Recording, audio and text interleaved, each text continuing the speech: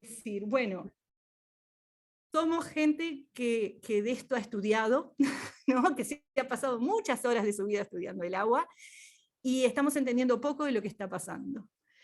Entonces, esto debe pasar en todos lados. O sea, mucha gente debe tener información fragmentada, o información parcial, o puntos de vista muy específicos, y es un momento ideal para abrir la discusión, para aprender, para conocer de lo que estamos hablando.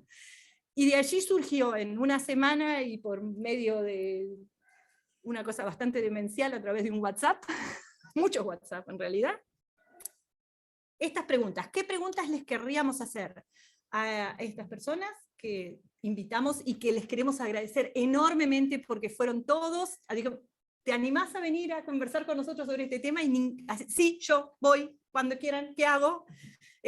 Algunos nos conocíamos y otros no, y todo fue, vamos para allá.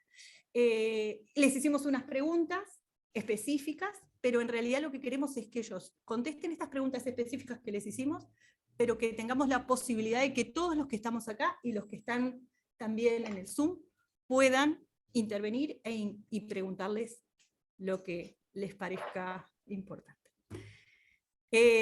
Solo eso, y decirles que en realidad este evento va en línea con algo que nosotros que defendemos desde la asociación, que es, bueno, la democratización de la información, que todos tengamos acceso, que sea transparente, y que va en línea con una idea que estamos impulsando desde hace un par de años ya, que es, bueno, la industria para el bien común, ¿no? Como formación industrial, como formación desde el ingeniero químico, pero pensando en el bien de la sociedad. Y me voy a ir, porque no soy yo la que tiene que hablar. Laura, que le estoy entregando acá, es quien va a moderar esto. No, así me voy allá y puedo preguntar desde allá. Bueno, muy bien, vamos a arrancar entonces con lo específico, el tema que nos llama hoy. Tenemos en el panel a estos invitados, más Alexandra, que está por Zoom. Yo los voy a ir presentando y vamos a darles una pregunta disparadora, pero en realidad ellos trajeron una presentación para comentarnos a todos su punto de vista. ¿No se escucha? No escucharon nada. Bien, nos vamos a pasar el micrófono. Vamos a arrancar entonces con Daniel Grace. Daniel es ingeniero civil, tiene especialización en hidráulica y sanitaria, y fue en la UDELAR. Es máster en Economía y Regulación de Servicios Públicos por la Universidad de Barcelona. Actualmente es consultor en temas vinculados a los recursos hídricos para UNESCO, OPS, BID, OEA, SIC Plata, entre otros organismos. Anteriormente cuenta, entre su experiencia, con haber sido director nacional de Aguas en el Ministerio de Vivienda, Ordenamiento Territorial y Medio Ambiente en su momento, presidente de la Unidad Reguladora de Energía y Agua, UCEA, director en la Comisión Técnico Mixta de Salto Grande, y también ingeniero civil en la Intendencia de Montevideo. Así que para él tenemos una pregunta que dice lo siguiente. La gestión del agua potable incluye varios actores diferentes, a diferentes niveles en el gobierno, con múltiples cometidos. Esto incluye entes autónomos, varios ministerios y direcciones nacionales, además de organismos de contralor y de gestión del recurso agua. ¿Nos ayuda a entender cómo funciona el sistema para garantizar el acceso a este servicio esencial para las personas? ¿Cómo se puede entender la gestión participativa del agua de acuerdo a la Constitución?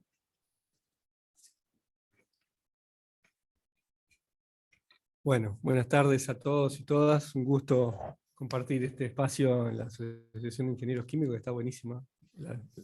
Buena casa, nunca había venido. Hice una presentacioncita que requeché algunos slides, como siempre, de otras, entonces en realidad no se asusten porque sobran. Pero básicamente puse en algunos, bueno, la respuesta a esa pregunta interesante que un poco bueno, mi recorrido profesional y también de participación como, con responsabilidad política, me ha dado la oportunidad de conocer la institucionalidad, o meterme más que conocer en la institucionalidad del agua por varios lados. Y bueno, creo que a esta altura es lo que más estoy tratando de... creo que la ingeniería la dejé hace rato y estoy más con la institucionalidad, pero es también hacer ingeniería. A ver, pasar a la siguiente. Bueno, para introducir, antes de meternos en el tema de la institucionalidad, simplemente para comentar la complejidad que tiene la gestión de las aguas, y tomé del Plan Nacional de Aguas una concepción, o más bien las 4 dimensiones de las aguas que se identificaron en el Plan de Aguas, en el proceso de consulta que hicimos en el periodo pasado. En el 2017 se termina aprobando, pero que habla de esa dimensión ética del agua como recurso esencial, y por eso también como presentación me pareció que en este contexto de crisis de agua, me parecía bueno hablar del servicio esencial, de lo que era el agua como servicio esencial, ¿no?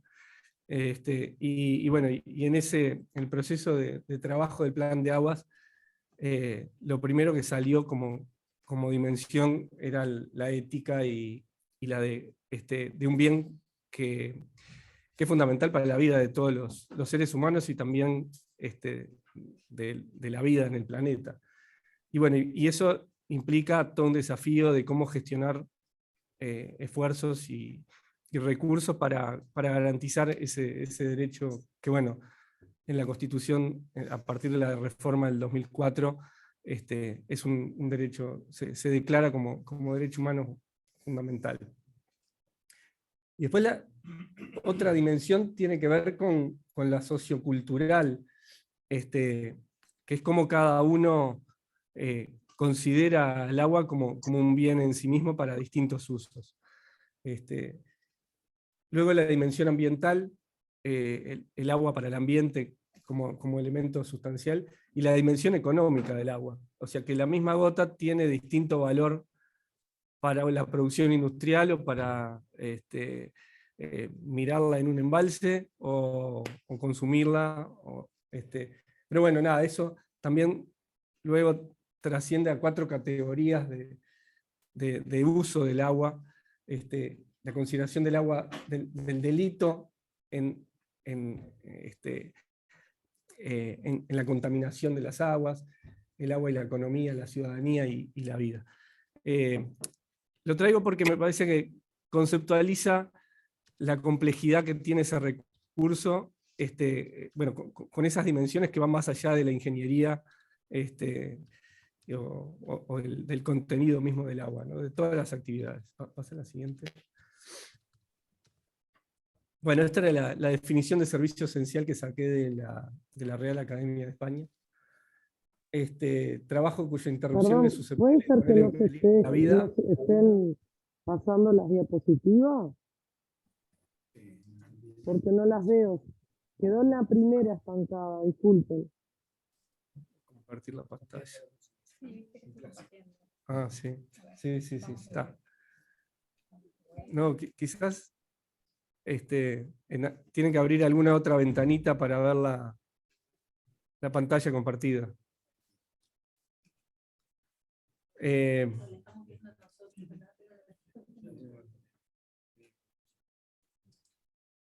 Pero bueno, nada, como definición de esencialidad, las actividades susceptibles de poner en peligro la vida, la salud, la seguridad de toda parte de la población. Está claro que el agua es un servicio esencial. Y después aparecían, bueno, de las normativas españolas, definía exactamente cuáles eran los servicios públicos esenciales: la energía, el agua, las comunicaciones, y habían otros que me olvidé ponerlo. La salud, me imagino que sí. Sí, mi amor, claro.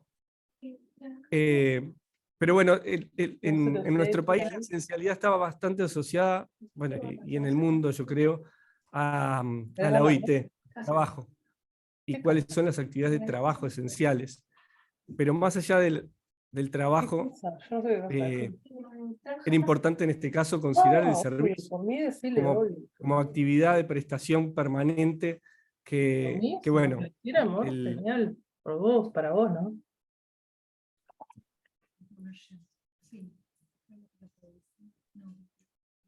Capaz que decimos acá que por favor todos silencien sus micrófonos, Ahora sí.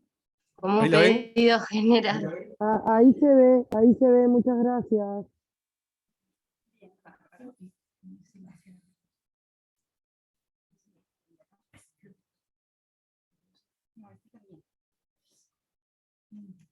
Ahí. Cuando veía todos los cuadraditos podía silenciarlos. Tiene el micrófono abierto, vamos a descubrir. Dale, Silenciar a todos. dale, doctor, que... Silenciar a todos. No, ya está todo silenciado. Pareciera que Sí, está sí, sí. todo Puede decir que haya participantes. Ahí donde están los participantes arriba, abrí eso. Abrí eso. No, abrí todo. Ahí, dale. Y ahí tienes un lugar abajo que dice multiple. Ah, eso. Y ahí está, yes. Está. Gracias. Bueno, pasa a la siguiente. Ahí. Bueno, y antes de entrar en lo que son todos los actores que tienen que ver con la institución, todos esos actores también se van involucrando porque hay un marco normativo que les da sostén y cometidos a esos distintos organismos, que son varios y que en el tema del agua vienen desde la creación de Uruguay como nación. Aparecen en el Código Civil explícitamente capítulos enteros de cómo gestionar el agua, más asociado a la producción rural, y ahí en el 1875 aparece, bueno, se sistematiza en el Código Rural, pero simplemente para marcar algunos hitos, el Código de Aguas en el 79 sistematiza toda la normativa relativa a las aguas, y digamos, en términos sectoriales, destaco lo que fue la reforma del artículo 47 de la Constitución, que estableció el derecho humano del acceso al agua, la característica, la condición pública de las aguas, y la participación de todos los actores en la gestión de las aguas, de la sociedad civil sobre todo. Y bueno, y luego lo que fue en el 2009 la Ley de Política Nacional de Aguas, y en el 17 el Plan Nacional de Aguas, que bueno, creo que también va bajando a nivel de reglamentar y de planificar y anticiparse, bueno, a esa para ordenar la gestión de las aguas. Y ese tiene un correlato institucional a través de distintas normas que van creando también distintas instituciones para distintos aspectos de la gestión, y que bueno, que se va construyendo y complejizando desde la creación del Ministerio de Obras Públicas en 1907, la Dirección de Saneamiento en el 11, la OCE se crea en el 52, el Ministerio de Vivienda, Ordenamiento Territorial y Medio Ambiente en el 90, la URSEA en el 2002, la Dirección de Agua en el 2005, en 2015 el SINAE, la Secretaría Nacional de Ambiente y Cambio Climático, y en el 2020 el Ministerio de Ambiente. Y en paralelo también, de una recopilación que hicimos por otro tema, también rescaté lo que son normativas territoriales, que también afectan a la gestión de las aguas, porque bueno, todo lo que hacemos en el territorio termina afectando o siendo afectado por el tema del agua. Pasa a la siguiente.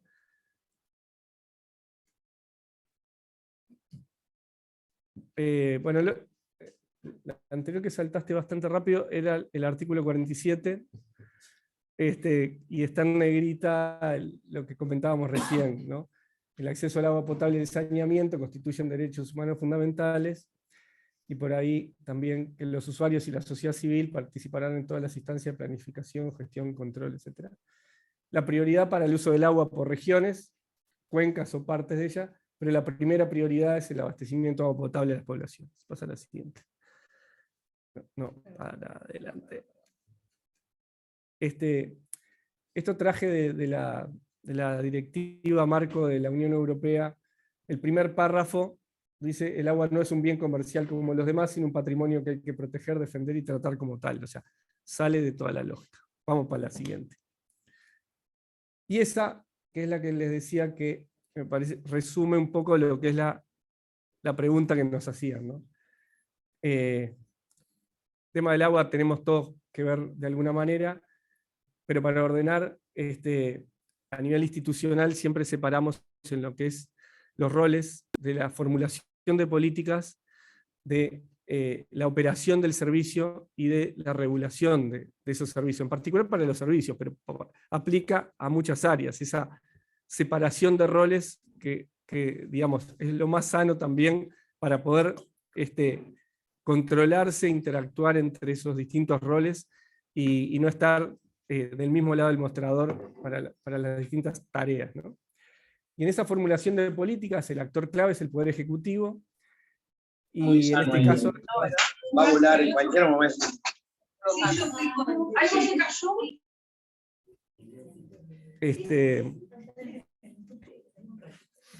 En este caso lo hace a través del Ministerio de Ambiente y del Ministerio de Salud. Pero después, las políticas de agua no las podemos desligar de un montón de políticas que están asociadas. Porque tienen que estar en sintonía con el resto, y el agua es algo tan transversal como el ambiente también, que bueno, es necesario considerarlo, y bueno, como institucionalidad vinculada a otros aspectos, bueno, las políticas sectoriales de industria, energía, minería, ganadería, agricultura, pesca, turismo, transporte y obras públicas, las puse al final, pero también otras políticas que también son transversales, como la atención de emergencias, están desarrolladas y radicadas en el SINAE, que se desarrolla a partir de 2015, que tiene una estructura. El SINAE es el Sistema Nacional de Emergencias, y tiene una estructura nacional, departamental y local, de descentralización y de gestión de las emergencias, con los centros de coordinadores de emergencia departamental, los ECOED, que cada departamento tiene, y donde cumple un rol fundamental ante las emergencias, y en este caso es una situación de emergencia como la que estamos viviendo, y que trata de coordinar, coordinar y planificar y prevenir y anticiparse en todas las tareas de emergencia, de inundaciones, de sequías, de incendios, de COVID, por ejemplo. Y bueno, tiene un rol importante, depende de la Secretaría de Presidencia. El secretario de la Presidencia es el presidente del SINAE. A nivel departamental, el intendente es quien dirige los centros coordinadores departamentales. Tiene un rol muy fuerte el ejército en general, por todas las fuerzas que despliegan el territorio, pero ahí están metidos Ministerio de Salud Pública, los distintos organismos públicos, las intendencias, la OCE. Tiene la estructura para convocar a quien necesita para atender esa emergencia, ¿no? Que es fundamental. Bueno, y después menciono a OPP, la Oficina de Planeamiento y Presupuesto, el Ministerio de Economía y Finanzas, porque sin recursos no vamos a ningún lado. El Sistema Nacional de Respuesta al Cambio Climático, bueno, y por ahí. Luego, a nivel de lo que es regulación y control de los servicios, las unidades reguladoras son unidades que se crean en la década del 90, 2000, y bueno, tienen el rol de controlar y generar normativa, atendiendo a la prestación de un servicio de acuerdo a reglas claras, y con un foco también de atención y defensa de los usuarios o consumidores, más bien usuarios, porque se trata de servicios permanentes, y donde el usuario, bueno, tiene una cierta debilidad ante el poder que tienen las empresas que prestan los servicios y cumple un rol de defensa de ese usuario que es fundamental. Y ahí también, en el tema de salud, es el propio ministerio el que a veces cumple esos roles, en general, de regulador, de fijar regulaciones en base a las políticas que se elaboran del Poder Ejecutivo, pero es una tarea más técnica, más reglamentarista, pero que combina lo que es bueno, las normativas, la ingeniería, la economía, etc. Pero también en ese triángulo marco los sistemas de certificación, el LATU, UNIT, el OUA. Los gobiernos departamentales también tienen roles de regulación y control, el poder legislativo, y dejé para el final actores de una institucionalidad en el sentido más amplio, que tiene que ver con la sociedad civil y con los usuarios, el poder de voz y de incidencia que tienen y que tienen que tener los usuarios y la sociedad civil. Y ahí, por ejemplo, está la universidad, y están, bueno, de hecho, todos quienes participan de esa gestión participativa que decíamos que estableció la Constitución a través de comisiones.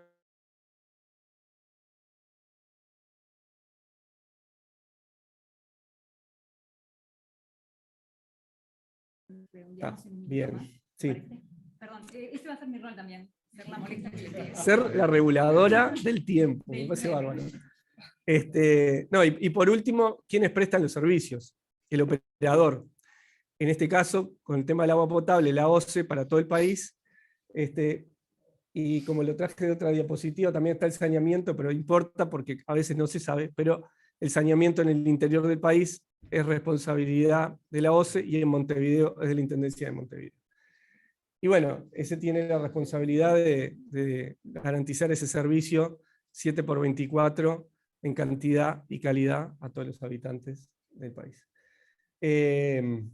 Bueno, y la última tema era el tema de la participación, que ya lo conversamos, así que les dejo para no robar más tiempo. Muchas gracias. Ah, tenés razón. Bueno, y la foto tiene que ver con, es de hoy, de mañana, que llegué después de 2 días de irme de casa y había dejado un vaso con agua de la canilla por la mitad, y me sorprendió enormemente la cantidad de sales que quedó precipitada abajo, y no tuve otra que poner la foto. Después me olvidé de comentarla, pero te agradezco que me la hayas comentado, porque fue como medio premonitorio, ¿no? La verdad nunca me hubiera imaginado que precipitara después de 2 días, y la cantidad de sales que acumuló. Bueno, esa es la foto que no... Sí. Que eso es lo que estamos tomando. Los profesores de química física estarán curiosos porque se evapora el agua y ¿qué pasa? Pero no se evaporó el agua. Fue solo precipitar. Bueno, se las dejo para todos ustedes que tienen la química mucho más clara que yo. Muchas gracias.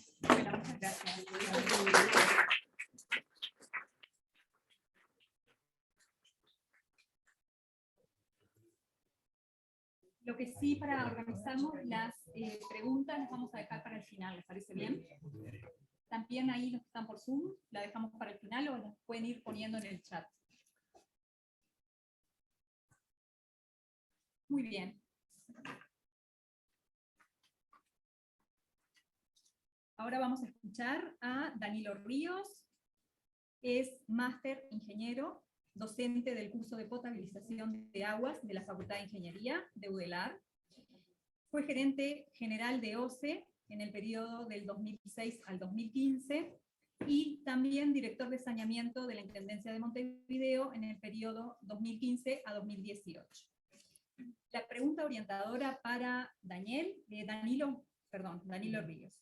Perdón, te bauticé. No sé, la primera. Aparte recién escuchamos un Daniel y quedé con Daniel. Danilo, la calidad y acceso al agua potable es algo de lo que los uruguayos nos sentimos muy orgullosos. tenemos una larga tradición en ese sentido y estamos formando profesionales en este tema desde hace 100 años. ¿Qué es lo que pasó en este evento? Había alternativas, tenemos que cambiar nuestra forma de relacionamiento con la producción de agua potable, qué sustancias peligrosas son prioritarias en relación al riesgo para la salud humana en el agua que suministra OCE.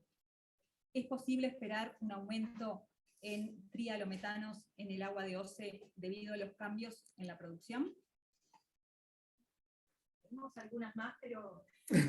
Bueno. Se dan cuenta que era... Un minutito, bueno, muy bien. Bueno, buenas tardes para todos, un gusto estar acá, gracias por la invitación. Tenemos una presentación muy cortita también, con algunas diapos.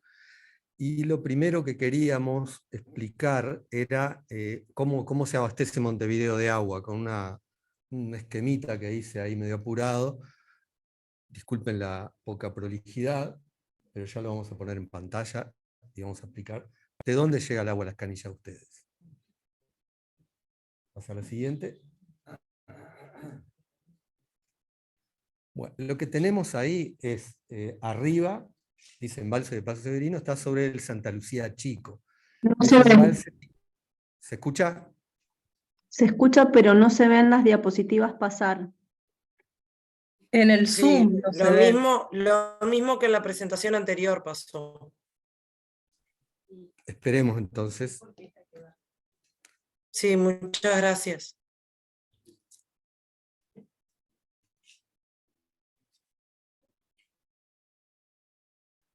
Es que tienen que habilitar la edición primero donde aparece el cartel y después ponerlo en modo presentación. Así se va a poder ver y...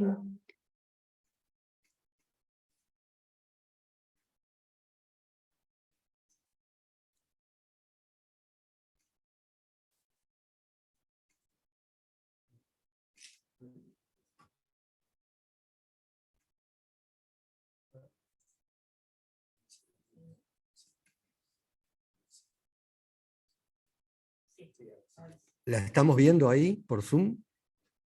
¿Sí? Bueno, sí. El embalse de Paso Severino, que vemos ahí arriba, está sobre el Santa Lucía Chico. Este embalse que tiene 65 millones de metros cúbicos de agua y ahora está en un décimo más o menos de su volumen. Después tenemos el aporte del río Santa Lucía, el aporte natural del río, y el embalse de Canelón Grande, que como saben ustedes está seco hace un tiempito. Esos tres aportes van hacia la toma, que está en Aguas Corrientes, la planta está ubicada un poco aguas abajo de la desembocadura de ese arroyo, unos kilómetros aguas abajo de la ciudad de Santa Lucía. Lo que vemos ahí hay una represa que corta el flujo del río para abajo, hace 90 años que está colocada esa represa. Antes de esa época era muy común los eventos de salinidad porque la marea llega hasta ahí y ahora no sube.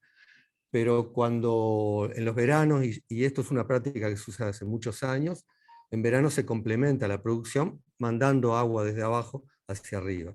Lo que ocurre es que con la sequía extraordinaria esta que estamos viviendo, ese uso desmedido del bombeo de aguas abajo del trasvase ha ido tornando que la mezcla que se utiliza para potabilizar es salada en este momento, como ya se sabe. Eso para explicar de dónde es que venía el agua, que viene el agua para Montevideo. Pero para responder la pregunta tengo que hacer un enmarque normativo, porque producir agua potable es producir agua que cumpla con una norma. El agua que estamos produciendo, que producíamos hace 20 años, evaluada con la norma actual, seguramente sería no potable. O sea, el concepto de potable es relativo a la norma. Por lo tanto, vamos a pasar a la siguiente. Usamos la definición que rige acá en Uruguay, que es lo que está en el decreto bromatológico, que es agua apta para consumo humano, que no representa riesgos para la salud durante toda la vida del consumidor y que no genere rechazo de parte del mismo. Vamos a charlar un poco de eso. Vamos a la siguiente. Si vemos el universo de agua, tenemos requisitos organolépticos, aquellos que atacan los sentidos, y requisitos de salud. La intersección de esos dos conjuntos sería lo que llamamos agua potable de acuerdo a la definición que presentamos ahí. Vamos a la siguiente. Perdón, Pero ingeniero, no quiero interrumpir, pero nuevamente no están pasando las diapositivas. Disculpe.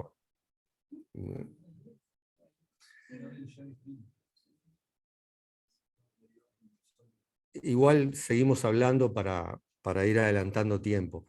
Esa es la definición que tiene el decreto, pero en la práctica lo que hacemos es comparar las muestras que estamos analizando con una norma de calidad. ¿Se ve ahí? Nosotros lo vemos, no sé si la gente que está por Zoom lo ve. Sí, ahora lo estamos viendo. De todas maneras, yo voy Bárbaro. a recoger eso también, o sea que si algo no se vio. Bárbaro. Bueno, sí, rápidamente. Entonces, en la práctica la potabilidad está asociada al cumplimiento de una norma. Como dijimos, es relativa a la norma.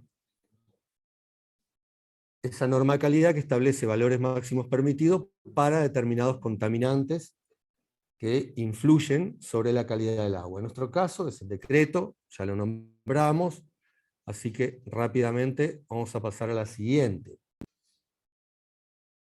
Y espero que se vea. Ahora no lo estoy viendo yo. No, pero la vemos ahí.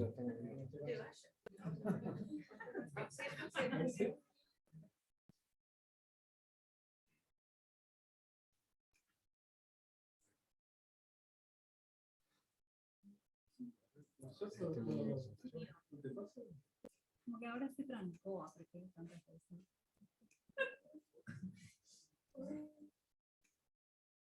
Y eso es por el motivo por el cual preferimos Que vengan Bueno, está bien.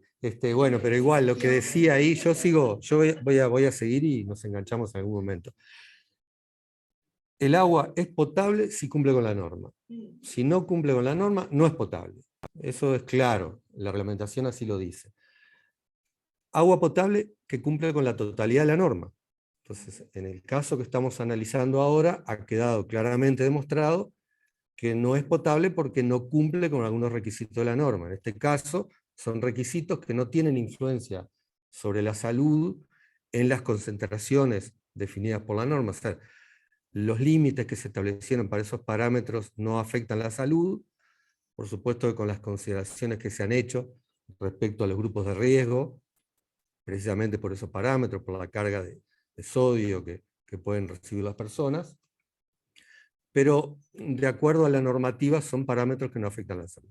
Entonces, partimos de la base de que el agua no es potable, ¿de acuerdo? Bueno.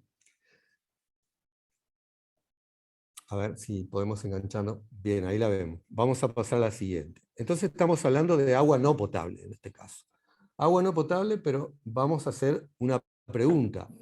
Si su consumo introduce riesgos a la salud. La respuesta que tenemos para eso es una pregunta también. Si los únicos parámetros que se incumplen son considerados organolépticos, que es el caso que estamos comentando del sodio y de los cloruros, si son los únicos parámetros que no se cumplen, la respuesta es no. En este caso es agua no potable que no afecta a la salud. Pasamos a la siguiente. Seguimos hablando de agua no potable, pero ahora la pregunta es, ¿qué ocurre si se incumplen requisitos de salud? La respuesta es, otra pregunta, los requisitos de salud que no se cumplen, ¿me indican que existe riesgo de carácter agudo o crónico? Que son dos grandes grupos de contaminantes que están incluidos en nuestras normas. Pasamos a la siguiente. Primer caso, riesgo agudo. Un ejemplo clásico son los contaminantes microbiológicos. Por ejemplo, si el agua está contaminada con agentes patógenos, tenemos riesgo de adquirir una enfermedad en forma inmediata, el mismo día, al otro día, al poco tiempo, que son lo que llamamos riesgos agudos. La afirmación en ese caso sería agua no potable cuyo consumo introduce riesgos agudos para la salud a corto plazo. Pasamos a la siguiente. En el caso 2, estamos hablando de agua no potable, pero que puede producir un riesgo a la salud, decíamos, pero un riesgo crónico en este caso. ¿Qué significa un efecto crónico? Y ahí vamos a nombrar a los trialometanos, que fue la pregunta que me hicieron. son contaminantes que a bajas concentraciones, con una ingesta continua de agua durante muchos años, provocan efectos a la salud o provocan riesgo de contraer determinadas enfermedades. Entonces, en este caso, si tuviera algún contaminante, sería agua no potable cuyo consumo continuo durante muchos años aumenta la probabilidad de padecer algunas afecciones a la salud. Y vamos a nombrar dentro de ese grupo, porque fue la pregunta que me hicieron, a los trialometanos. Los trialometanos son unos compuestos orgánicos que no están en las aguas naturales, en el agua del río, ni en ninguna de las fuentes que vimos ahí, porque los formamos al tratar el agua con cloro. La reacción del cloro con la materia orgánica que tiene el agua provoca estos productos que están regulados por nuestras normas. Son de relativamente reciente época, porque la primera vez que se colocaron una norma uruguaya fue en el año 86, que se colocó el cloroformo, con una concentración un poco rara, porque era 30 microgramos por litro, y después la norma interna de OCE 2007 los consideró, y ya el decreto bromatológico, la norma UNIT, los considera y están claramente establecidos en la norma. ¿Qué influye para que se formen los trialometanos? Hay varios factores. Primero, la presencia de materia orgánica. Por eso, en los últimos años se han desarrollado tecnologías que tienden a minimizar la presencia de materia orgánica en la producción de agua, como lo que llamamos coagulación acentuada, que es coagular el agua a pH muy bajos, para promover la maximización de la remoción de materia orgánica previo a la desinfección. Otros factores que influyen mucho son el tiempo de contacto entre el cloro y el agua, que a mayor tiempo de contacto hay mayor concentración de trialometano, por lo tanto no es habitual encontrar trialometanos a la salida de la planta de tratamiento de aguas corrientes, pero sí en la red de Montevideo es más riesgoso por el tiempo de contacto del agua. La planta está a unos cuantos kilómetros de Montevideo. Y algo que influye mucho es la temperatura del agua. Los picos de trialometanos se pueden presentar principalmente en los meses de verano. Pero he aquí una nueva variable, porque uno de los precursores de formación de trialometanos son los bromuros, y el agua del Río de la Plata tiene bromuros, por lo tanto se forma ácido hipobromoso que ataca los espacios orgánicos de la materia y reacciona rápidamente con el cloro para dar lugar a los trialometanos bromados, que son el bromoformo, y los otros que están en la norma, el bromodiclorometano, el dibromoclorometano. Esa es una variable distinta, porque hasta el momento la planta de aguas corrientes está diseñada para tratar agua dulce, no agua salada. Por lo tanto, a la pregunta que me hicieron, es muy probable que en la red de Montevideo se estén presentando valores de trialometano por encima de lo que dispone la norma. No tenemos información, pero existe la presunción de que pueda haber, de acuerdo a las características que tiene el agua que estamos procesando. Pero vamos a hacer alguna precisión importante. Esos contaminantes son contaminantes crónicos. Y vamos a repetir lo que dice acá. Agua no potable cuyo consumo continuo durante muchos años aumenta la probabilidad de padecer afecciones a la salud. Hay que aclarar bien que no es que yo tome agua hoy y mañana y pasado con concentraciones de trialometanos por encima de la norma y me enferme dentro de 20 años, 30 años. No. Tiene que haber un consumo continuo de agua en esas condiciones para tener un aumento en el riesgo de contraer la enfermedad. Pasamos a la siguiente, que ya terminamos. Y vamos a aclarar algunos términos que se han usado. Agua bebible, habrán escuchado en la prensa, no existe una definición del agua bebible. Supongo que tiene que estar en estado líquido, nada más.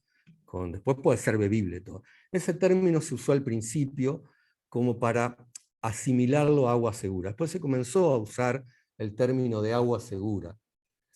Si el propósito del uso del término agua segura es agua que no afecta a la salud, que creo que todos lo asociamos con eso,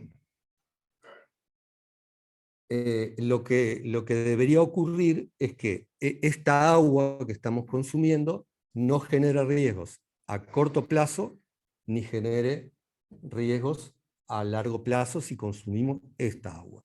Por lo tanto, el mensaje que entiendo debería haber, si efectivamente hay tralometanos, si efectivamente hubiera, que fue la pregunta que me hicieron, si efectivamente el mensaje debería ser que el agua que se está consumiendo tiene algunos compuestos que incumplen con la norma y que consumir esta agua, la misma agua esta, durante muchísimos años, podría generar efectos a la salud. Ese es el mensaje técnicamente correcto que habría que transmitir con el agua, si efectivamente el agua tiene tralometanos como se presume. Así que muchas gracias, es todo.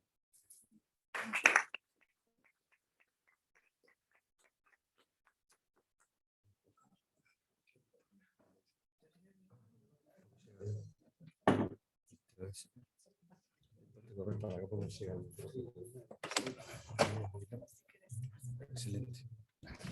Bueno, muchas gracias, Danilo. Ahora vamos a pasar a la presentación de Gonzalo Sánchez.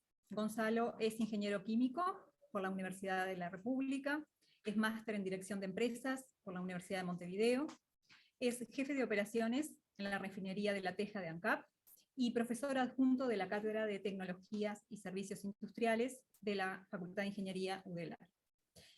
Tenemos una pregunta orientadora para Gonzalo. La pregunta es: el agua es un insumo fundamental en los procesos productivos.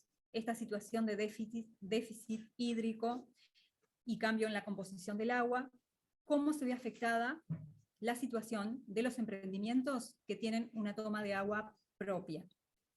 ¿Y cómo afecta los costos de producción la calidad del agua de OCE como agua de entrada para los servicios industriales? ¿Cómo sortear las dificultades asociadas a este déficit hídrico que estamos atravesando en el país? Muy bien, vamos a poner la presentación. Todo A un ver si- desafío. Lo bueno de estar tercero es que ya todos los escollos previos. Ya, el filtro, sí. Bueno, para empezar, muchas gracias por la invitación. Un placer compartir con tan prestigioso panel esta charla. Y bueno, respondiendo a la pregunta disparadora, digamos, vamos a intentar responderlo y yo voy a presentar acá un ejemplo de lo que nos está pasando en la operación de la refinería ANCAP, con el tema del déficit hídrico, y bueno, y cómo lo hemos ido capeando el temporal, y bueno, estamos en el medio de la tormenta, pero bueno, por ahora la cosa va saliendo, y bueno,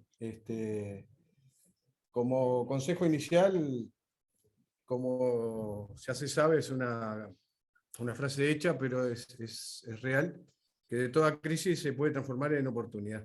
Entonces, la invitación es transformar eso, lo que les puede estar pasando en las distintas plantas, distintos procesos, en oportunidad. Respecto a las fuentes de agua que preguntaba Laura, si la fuente es propia, es decir, agua de pozo, digámosle así, para la operación del proceso que sea, por supuesto que tiene que estar perfectamente caracterizada y ser analizada periódicamente a los efectos de estar a cubierto ante cualquier variación en la calidad. Lo otro que hay que asegurar siempre es la cantidad del caudal, ¿sí? Que el caudal sea el necesario para cubrir los requerimientos de la operación. Respecto al agua que proporciona OCE y que se usa para operaciones industriales, por ejemplo, como nosotros en la refinería, bueno, evidentemente los costos asociados al tratamiento, ¿sí? a todas las operaciones extras que hay que hacer, se van a ver aumentados. Pero, como siempre, ¿no? O sea, lo que varía son lo que se llaman los costos variables, y lo que hay que ver es si el margen de contribución de cada sector, cada producto, digamos, es positivo o no. Es decir, a medida que los costos variables aumentan, el margen de contribución va disminuyendo. Pero bueno, si la ecuación es positiva y el aumento de costos paga la cuenta, digamos, hay que hacerlo. Y bueno, yo a continuación voy a presentar lo que nos está pasando en la refinería. Nosotros en ANCAP, en la refinería para las operaciones, utilizamos dos tipos de agua. Una que le llamamos agua industrial, que es la que abastece la red para el combate contra incendios, y le llamamos agua industrial también, agua de servicio, ¿sí? para lavado de la planta, posibles derrames, todo lo que va al tratamiento posterior. Y luego tenemos el agua potable, que lo puse ahí abajo, que es para lo que son oficinas y el lugar físico donde está el personal que está operando y que está en la parte administrativa. O sea, hay mucha gente que trabaja en el complejo de la refinería, y bueno, en definitiva el agua potable es la misma que tenemos en toda la ciudad de Montevideo. Después tenemos un servicio de agua dulce, no potable, que la fuente es OCE, y que nosotros la utilizamos como alimentación para los generadores de vapor.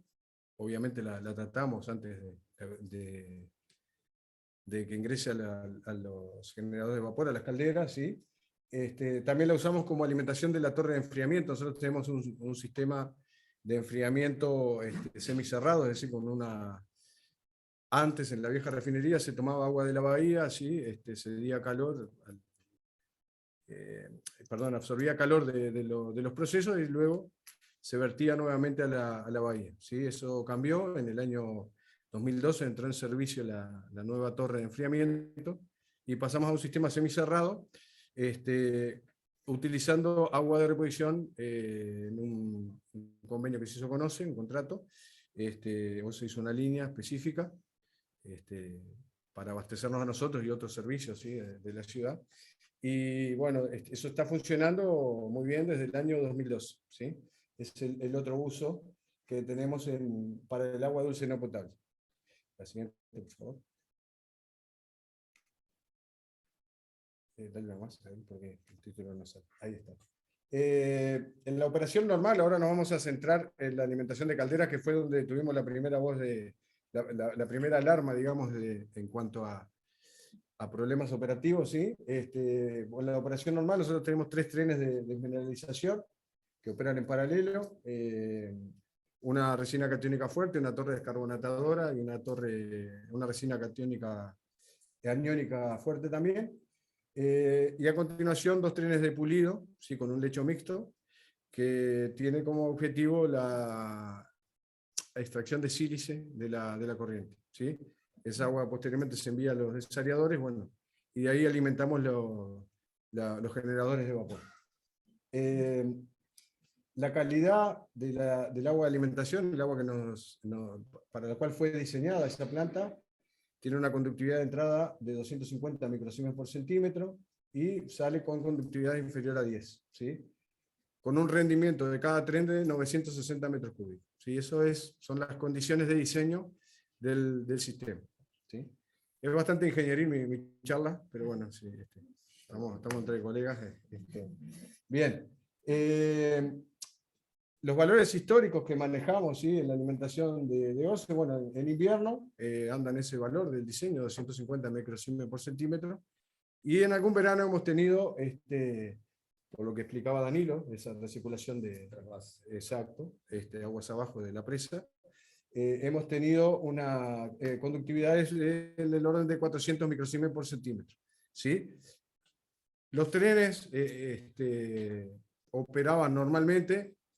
¿Qué hacíamos nosotros? Bueno, previo a la temporada estival, decíamos, bueno, todos los trenes de desmineralización tienen que estar operativos a los efectos de cubrir todo el periodo de verano, y bueno, si había que sacar alguna operación, se hacía en el periodo de invierno, se hacía para cambiar resina, qué sé yo, o revisar digamos, los recipientes.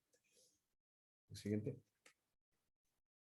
Respecto a la generación de vapor, bueno, nosotros generamos vapor de alta presión, 40 kF por centímetro cuadrado, 65 toneladas por hora, esos son valores promedio, y generamos 20 toneladas de vapor de media presión, que media presión le llamamos a 12 kF por centímetro cuadrado, ¿sí? Las fuentes de agua para los generadores son 30 toneladas por hora de recuperación de condensado, ¿sí? Son lo que llamamos purgas limpias, nosotros la retornamos al desariador, y 50 toneladas por hora de agua tratada, ¿de acuerdo? Eso es más o menos el contexto de cómo operamos normalmente. Siguiente. Una más, para que se vaya el título. Bueno, en diciembre del 2020 salimos del estado estacionario y tuvimos nuestras conductividades mayor a 600 microsiemens por centímetro, ¿sí? Y eso, por encima de 600 microsiemens por centímetro en el agua de alimentación a los trenes de mineralización, ya empezamos nos empieza a dar problemas, es decir, el agua que necesitamos para regenerar los trenes aumenta, el rendimiento de los trenes disminuye sensiblemente, y tenemos problemas para poder sostener la operación de las calderas, ¿sí? Si no hay vapor, no hay refinería, ¿sí? Es un servicio esencial el vapor en la operación de la planta, y bueno, como tal, lo que está aguas arriba, que es el tema del tratamiento de agua, también lo es. Respecto a la calidad de alimentación, bueno, llegamos a tener un valor de 1000 microsiemens por centímetro en aquel momento. Y bueno, ¿cómo se resolvió esa mini crisis respecto a lo que tenemos hoy en día? Bueno, le compramos agua tratada a UTE, ¿sí? Que ellos tenían posibilidad de, digamos, de tratar agua y vendernos, ¿sí? Tanto en Central Valle como en Punta del Tigre. Y bueno, le compramos en el entorno de 300 metros cúbicos por día, que eso nos cubre aproximadamente el 30% de la demanda, mezclado con esa agua que, digamos, con mayor conductividad que enviaba OCE, nos permitía igual continuar operando. Sorteamos ese problema, la cosa se normalizó, las lluvias más o menos se normalizaron y seguimos funcionando hasta el momento. Continúa ahí, por favor. Bueno, ¿qué pasó en diciembre del 2022? Bueno, la conductividad, nosotros ya teníamos la voz de alerta, ¿sí?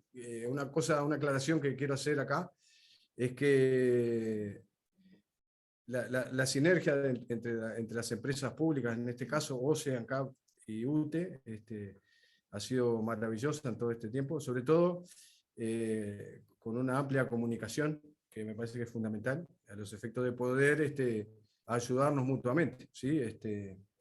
Bueno, en diciembre de 2022 la conductividad ya estaba en el entorno de los 400 microsiemens por centímetro, en enero de este año 550, en febrero 600, bueno, el intercambio de información entre los equipos técnicos de UTE, OCE, ANCAP, los panoramas, los escenarios que manejaba OCE tenía un escenario optimista, que eran 700 microsiemens por centímetro, y el escenario pesimista, si continuaba la falta de lluvia y el tema de no tener agua para la cuenca, iba a superar los 3000 microsiemens por centímetro. Había otros escenarios aún peores, pero bueno, nosotros nos manejábamos con esos valores, ¿sí?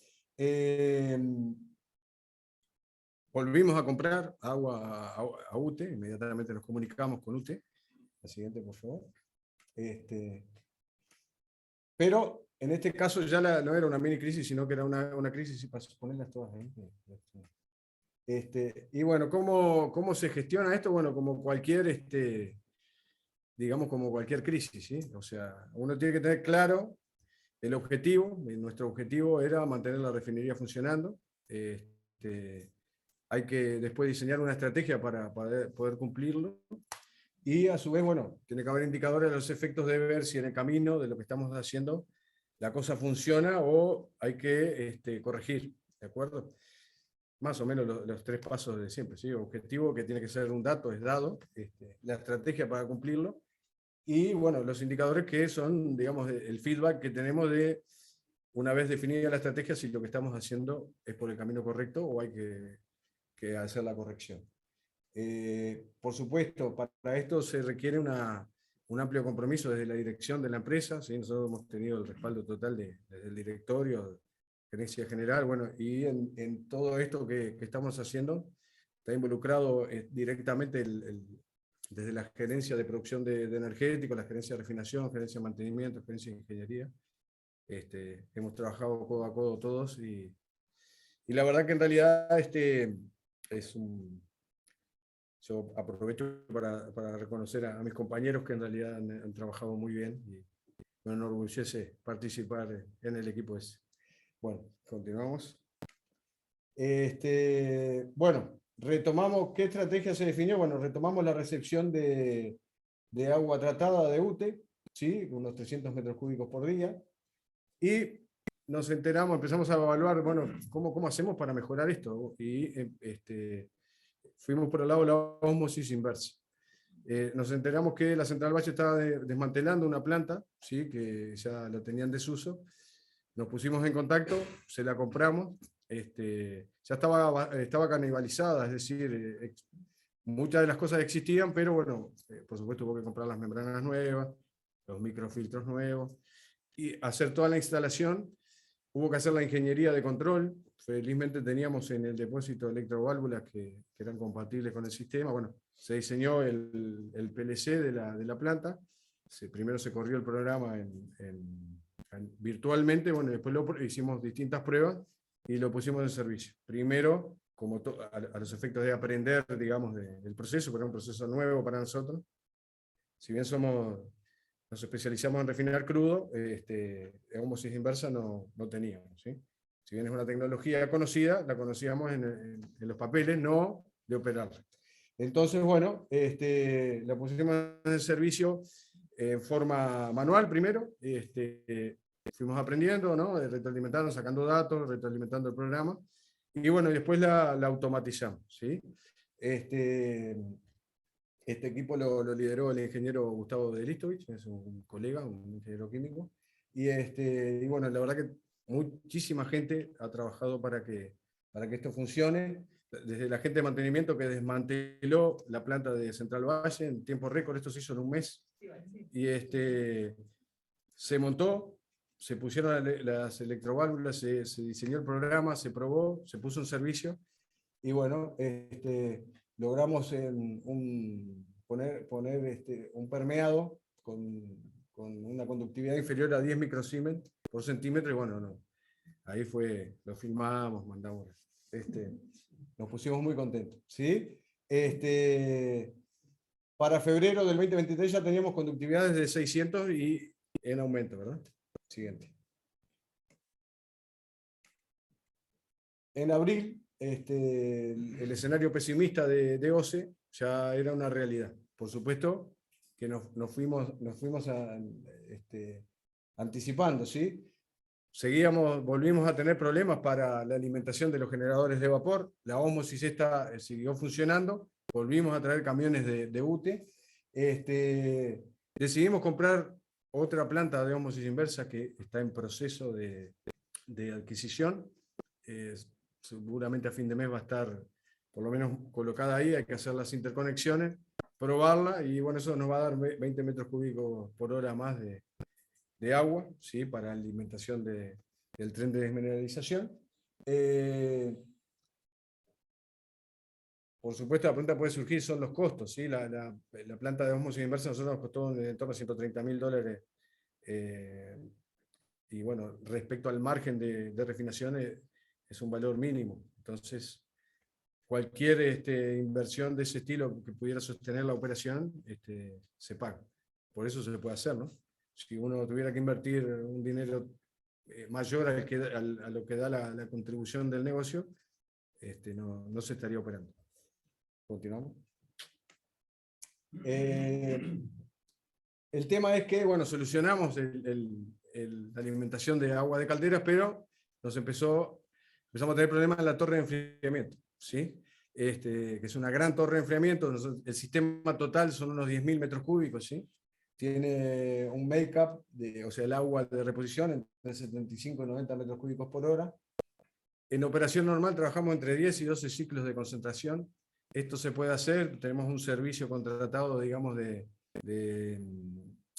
seguimiento de la calidad del agua de la torre, además de nuestro laboratorio que opera las 24 horas, y bueno, nos puede ir haciendo los análisis que que se requieren en caso de que haya algún desvío. Trabajamos con un índice de saturación de Langelier de 0.6. Esto es la operación normal. Es decir, estamos del lado levemente incrustante. Operación normal para los 250 microsiemens por centímetro, que era la calidad habitual. ¿De acuerdo? Continuamos. Bueno, ¿cómo solucionamos este tema? Bueno, recurrimos a nuevas fuentes de alimentación, ¿sí? Por allá por el año 2004 se habían hecho 37 pozos, ¿sí? En el predio de la refinería, de los cuales solamente 3 dieron agua. Agua en cuanto, cuando un pozo se dice que tiene que tener determinada estabilidad en cuanto a caudal y calidad. Entonces, bueno, entre esos 3 pozos logramos 20 metros cúbicos por hora. Por supuesto, la conductividad de esa agua andaba en el entorno de 1500 microsiemens por centímetro, o sea, en la operación normal no era viable utilizarlo, ¿de acuerdo? Ahora, en este caso, ante una conductividad de agua de alimentación de 3000, 1500, estamos en la mitad. Entonces, bueno, con estos 20 metros cúbicos por hora, que nosotros estamos usando como agua de make-up a la torre, una recuperación, ¿sí? Teníamos un proyecto de aumentar la recuperación de condensados. Nosotros tenemos una planta donde se almacenan los asfaltos, que está alejada, digamos, de donde se genera el vapor. Y bueno, había un proyecto que estaba previsto para realizarse en el paro de la refinería para recuperar ese condensado. En total tenemos aproximadamente unas 5 toneladas por hora para recuperar. Y bueno, hablamos con la gente de mantenimiento e ingeniería y dijimos que, bueno, ¿qué se puede hacer para recuperar algo de esto? Sin que sea la versión full del proyecto, hagamos algo para por lo menos tener un poco de recuperación. Y bueno, logramos recuperar 2 toneladas por hora. Eso lo estamos poniendo en servicio en este momento. Nos ayuda desde 2 lugares. Primero, que recuperamos un poco más de agua, y segundo, que nos calienta un poco el tanque de alimentación a la ósmosis inversa, con lo cual mejora el rendimiento de las membranas, es decir, disminuye la incrustación. Estamos en tiempo. ¿Ya estamos en tiempo? Bueno, Sí. ya estamos liquidando. Bueno, nosotros pasamos de... El otro tema, lo otro que hicimos fue decir, bueno, ¿qué más se puede hacer? Hablamos con OCE, nos prestaron una planta, una unidad potabilizadora de agua, una UPA, que es de 20 metros cúbicos por hora, y nos trajimos agua del río Uruguay, ahí, por Colonia, ahí por Juan Lacase, entre el río Uruguay y el río de la Plata, de 120 microsiemens por centímetro, que lo traemos en las barcazas, así que la usábamos normalmente para enviar gasoil a Paysandú. Bueno, ahora lavamos las bodegas y la usamos para traer agua. Y nos estamos trayendo 3.500 metros cúbicos por cada viaje. ¿Sí? Eso, más la operación de esta UPA, nos va a permitir, junto con los pozos, ¿sí? Por lo menos tener un poco de aire para la operación de la torre de enfriamiento. ¿De acuerdo? Si la conductividad sigue aumentando, bueno, veremos, traeremos más agua, o de lo contrario, bueno, llegará un punto que no se va a poder sostener la operación. Por ahora, somos optimistas, ¿de acuerdo? Siga, por favor. Siguiente. Bueno, respecto a la torre, otra cosa que hicimos fue decir, bueno, trabajémosla más concentrada, la torre de enfriamiento. Entonces pasamos a ciclos de 10-12, que estamos a 4-5, pero con mayor concentración, ¿sí? Estamos hablando como límite de una concentración de 10.000, de 10.000 de conductividad, digamos. El índice de saturación pasó a 2,5, entonces, bueno, vamos a convivir entre la incrustación y la corrosión, ¿de acuerdo? Que es donde las torres de enfriamiento operan, digamos, dentro de ese volumen de control, ¿sí? O sea, fouling, corrosión, incrustación y el crecimiento biológico, que siempre está presente allí, microbiológico, perdón, que eso se arregla con biocidas. Bueno, en definitiva los tenemos bajo control con esa inyección. ¿Qué problemas trae esto? Por supuesto, cualquier solución es una posible causa de falla. Bueno, la siguiente es la última. Siguiente. Ahí. Nos puede complicar sobre todo los intercambios de calor de acero inoxidable. Entonces, preventivamente, nosotros estamos haciendo un monitoreo continuo así, de corrosión del sistema. Y además, los dos intercambios de calor, los mazos de tubo, ¿sí? Camisa y tubo, que son de acero inoxidable, los mandamos construir. A los efectos de decir, bueno, si se llega a pinchar, paramos ese proceso, sacamos el mazo, lo ponemos de nuevo.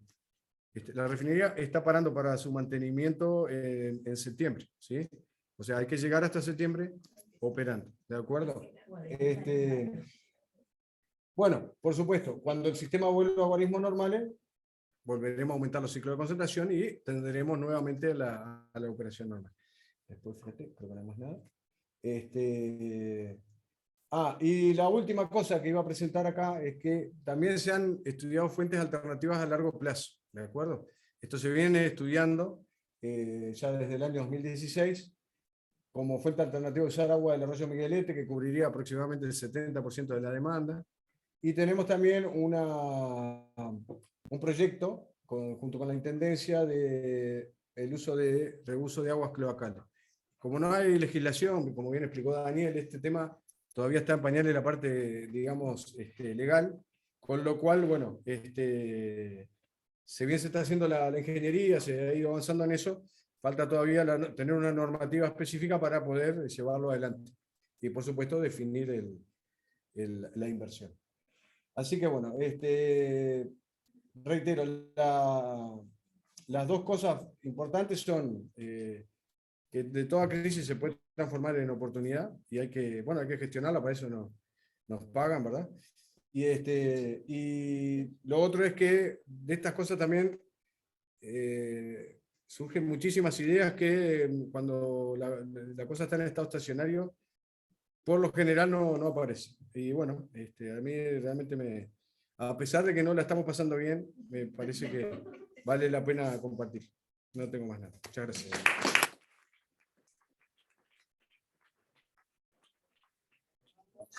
Bueno, muchas gracias, Gonzalo. Vamos a pasar ahora al doctor Óscar Novoa. Es profesor, director de la unidad académica del Centro de Nefrología del Hospital de Clínicas de la Facultad de Medicina. Es miembro de la Academia Nacional de Medicina e investigador en el Sistema Nacional de Investigadores nivel 2. Bueno, tenemos una pregunta orientadora para Óscar. Esta situación de exceso de sales en el agua potable generó algunos mensajes contradictorios. Hubo quienes minimizaron el tema y quienes alertaron los posibles impactos en la salud. En este sentido, ¿cómo deberíamos entender y comunicar la situación? ¿Cuáles podrían ser nuestras acciones? Bueno, yo no traje presentación porque cuando la empecé a armar pensé que iba a ser de una hora, entonces me pareció mejor decir algunas cosas y después estar abierto a preguntas. Agradezco la invitación, la verdad que el trabajo interdisciplinario es muy agradable y muy desafiante, porque a veces uno está acostumbrado a hablar en la endogamia y cuando salís para afuera ves que lo que estás pensando no es tan claro para los demás. Por un lado está el aspecto normativo, de lo cual en Ríos nos contaba muy bien. Y por otro lado está, bueno, realmente qué pasa cuando le damos sal a la gente. Y lo primero que tenemos que entender como cosa grande, que nosotros somos el 70% agua, y a medida que envejecemos somos menos agua y más desechos, no, más. Pero entonces, si esa agua se mueve entre el intracelular y el extracelular, básicamente, o se regula por el sodio, que está fundamentalmente a nivel extracelular, y por el potasio, que está fundamentalmente a nivel intracelular. Entonces, la regulación del contenido de sodio corporal es una regulación muy estructurada y muy precisa. Y bueno, uno podrá ponerle una causa, pero la realidad es que los humanos, hasta hace relativamente poco, si pensamos en milenios, tenían muy poco acceso a la sal. y de hecho por eso se habla de la sal como el salario, como aquello que se tenía como algo muy difícil de adquirir y lo que era una moneda de intercambio. Y entonces en realidad nuestros sistemas son muy eficaces para ahorrar sal. El sistema renal es muy eficaz para ahorrar sal y además es muy redundante, sodio fundamentalmente, y es muy redundante. O sea, hay muchos sistemas, a medida que va pasando el caño por donde se va la orina, hay muchos sistemas que regulan que yo absorba el sodio, y hay no tantos sistemas para eliminar el exceso. De cualquier manera, hay un famoso estudio del año 89 que se llama Intersalt, que fue un estudio de más de 10.000 individuos de distintas comunidades, donde se estudió de la manera más precisa posible, que es con el sodio que eliminan la orina en 24 horas, cuánta sal consumían las poblaciones. Y entonces había un grupo en la China que consumía casi 30 gramos de sal por día, y los indios Yanomamis consumían apenas 500 miligramos por día. Eso es lo que eliminaban en la orina. Y eso de alguna manera en ese estudio se relacionó con la presión arterial y mostró que en realidad había cierta correlación entre la presión que tenía la gente y el sodio que consumía. Bueno, no voy a seguir desde ahí hasta acá, pero entonces llegamos primero a entender esa situación. Y lo segundo es que la Organización Mundial de la Salud ya hace muchos años establece que claramente cuando se consume demasiada sal existen riesgos para la salud, y existen riesgos vinculados a enfermedades cardiovasculares, a la presión arterial y a enfermedades más complejas como la enfermedad renal avanzada. Y entonces propende a que consumamos 5 gramos de sal, no de sodio, que son 2 gramos de sodio por día. Y si nosotros nos pasamos, o sea, y ha tomado una serie de medidas para que en el 2025, en realidad, se disminuya el consumo de sal de la población a 5 gramos en lo posible. El 8 de marzo de este año saca un informe diciendo, bueno, cuáles eran las fuentes posibles de sodio, cómo se había avanzado en que los distintos países que son miembros y que habían firmado este convenio, y veía que no estábamos llegando. Pero eso para darle contexto. O sea, la reducción del consumo del sodio en la humanidad no va muy bien. Cuando vamos a nivel nacional, hay un estudio, por un lado una encuesta de consumo, que en realidad es una metodología que es bastante poco precisa, porque es preguntarle a la gente que come, y a partir de lo que come, primero que somos bastante mentirosos en lo que comemos, pero además a partir de lo que come establecer cuál es la carga de sodio que tienen los alimentos, que es una forma de trabajo, y una forma más precisa que es el sodio urinario. Hay un estudio, un grupo que en realidad lidera el doctor Bogia, que tiene una cohorte en seguimiento desde hace muchos años en una cooperativa de ayuda mutua en Montevideo, que muestra que promedialmente esa cohorte consume alrededor de 8 gramos y medio de sal por día. Hay uno que parece como más, por día, y va desde 5 a 12 gramos de sal por día. Entonces, los uruguayos comen más. Deberían comer eso, y no, realmente hay patologías que se correlacionan. Cuanto más consumo de sal, un componente que se llama su hipertensión o su enfermedad es sal sensible. O sea, si consume más, le va peor. Eso como para pararnos en donde estamos parados, y entonces ahora decimos, bueno, empezamos a consumir más sal a partir de algo que tenemos que consumir, porque el agua no es optativa, sino que si no tenemos un consumo diario de agua, que no sé cómo decirle, segura, tenemos otros problemas, y la deshidratación, la hipouremia, es un elemento grave. Tenemos otros problemas, especialmente en poblaciones de riesgo, y ahí pongo los niños y los neonatos, que yo no sé nada, así que no puedo hablar mucho de ellos, y los ancianos, que tampoco, si limitan mucho su alimentación y su hidratación, también van a tener problemas. Y tenemos un agua que dice que, o nos anuncian cuando empieza a superar la norma. Pero en realidad el agua dulce que tomamos no tiene 200 miligramos de sodio por litro, sino que eso parece que ustedes se enteraron en diciembre, pero nosotros no nos enteramos en diciembre de que había subido el agua que consumían los uruguayos. El agua que consumíamos en Montevideo, en invierno probablemente, es de 20, 30, 40 miligramos por litro. Es despreciable la cantidad de sal que comemos, que ingerimos a partir del agua. Entonces, cuando nosotros ya llegamos a 200, o sea, a veces ahí va para mí, y eso son todas opiniones personales, lo que yo diga acá, cuando nos anuncian que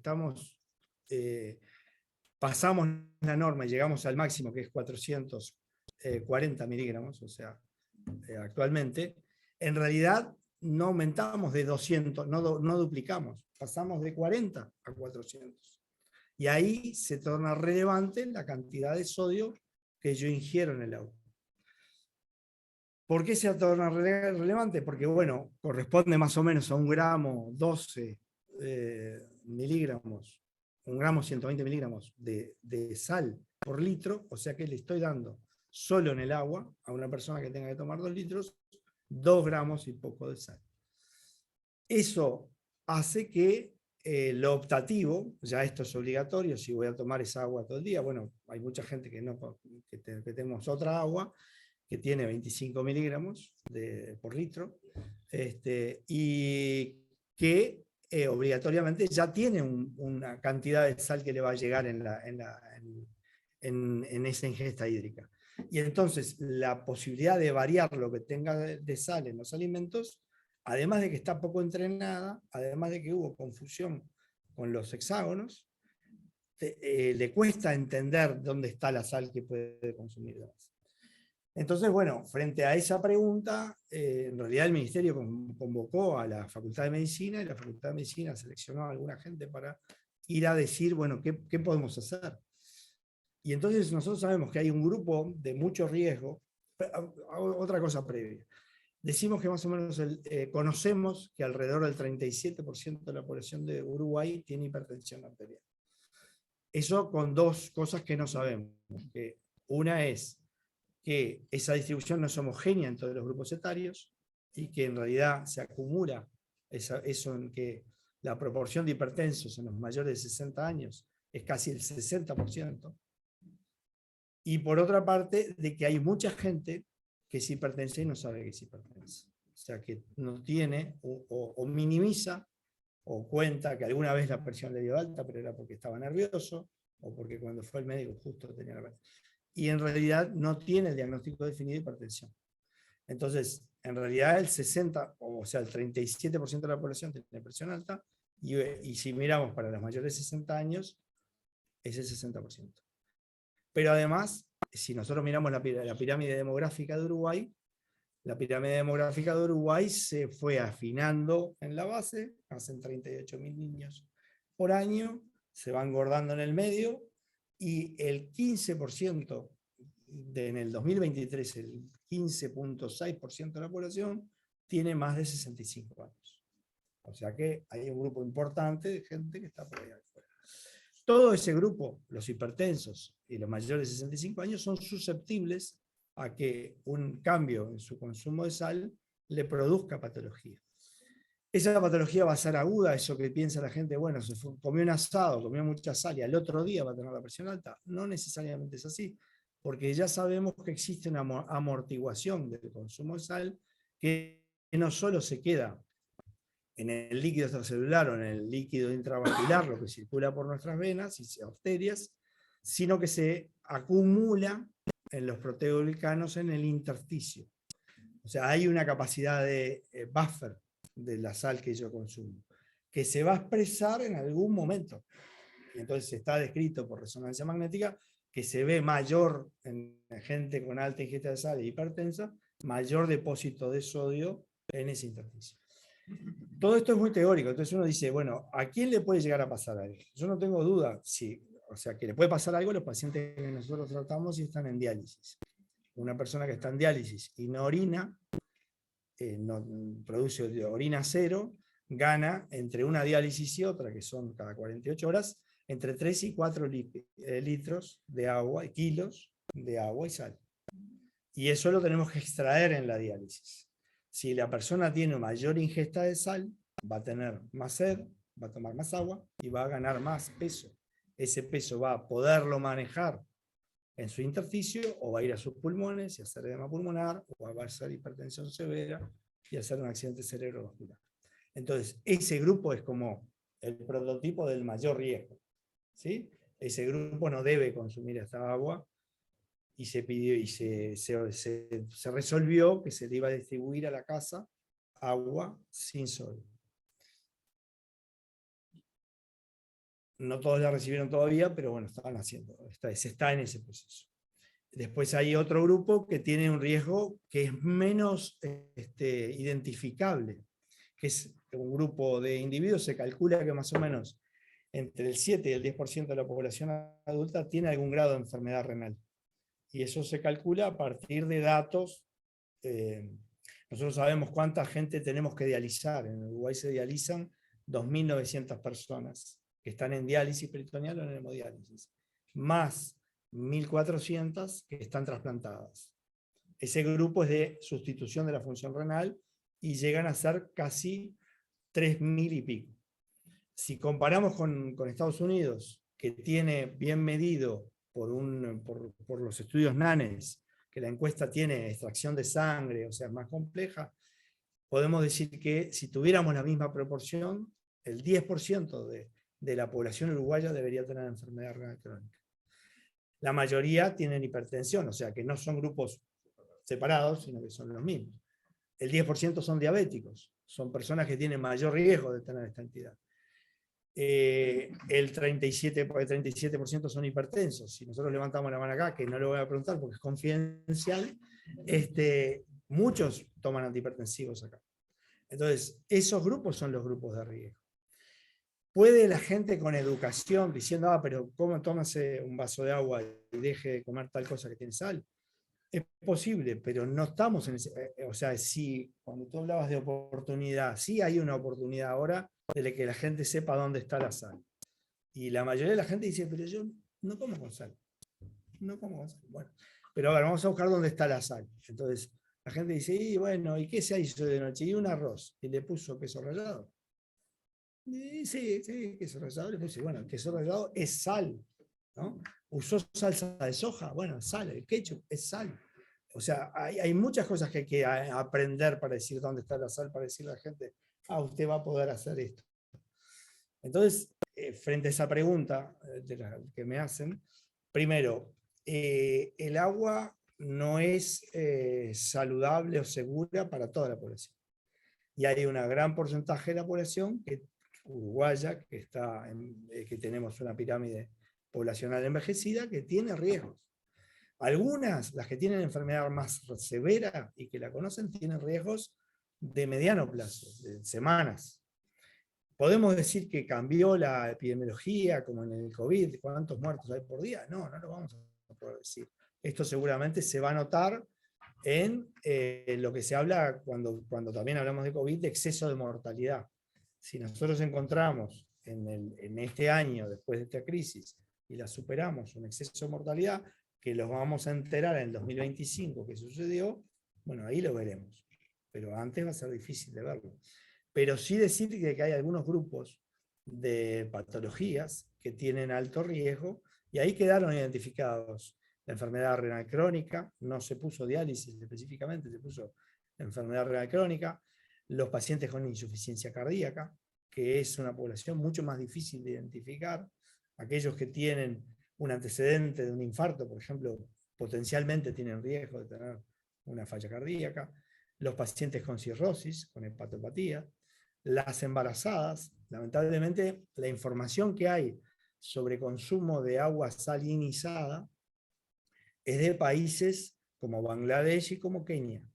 Bangladesh porque tiene la costa que toma promedialmente con 500 miligramos litro de sodio, y la gente del interior donde no tiene sodio.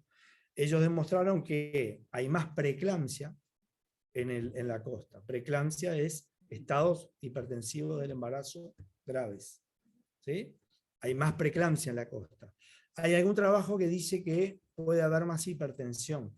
Hay mucha discusión sobre si una persona sana con un exceso de sal tiene hipertensión. Y hay mucha literatura que, como todo, siempre trae la literatura científica, existen intereses. El tabaco dijo que el tabaco no hacía mal y que era bueno para el asma. La Coca-Cola dijo que el azúcar no era la mala, sino que era la grasa la mala, y eso está bien demostrado. Y la industria del alimento dice que la sal no es mala, y en realidad hay evidencia de que podría serlo. En realidad, de que podría serlo en una persona extremadamente sana, no, probablemente no. Pero alguien que tenga un daño sutil, probablemente sí. Entonces, es una situación que yo tengo, que tengo que ver cuál es el mal menor. Y en realidad la gente se tiene que seguir hidratando. Y no le podemos decir a la gente, tome menos agua. ¿Tiene que acceder a agua de calidad? Sí, tiene que acceder. Tiene que estar consciente de que pueda, así como mezclan para enfriar, que se pueda mezclar para no consumir agua de tanta magnitud, con tanta sal, también. Pero probablemente hay mucha gente que no logre adaptar y agregue estos 2 gramos de sal que agrega a su alimento. Entonces, ¿cómo comunicar esto fácil?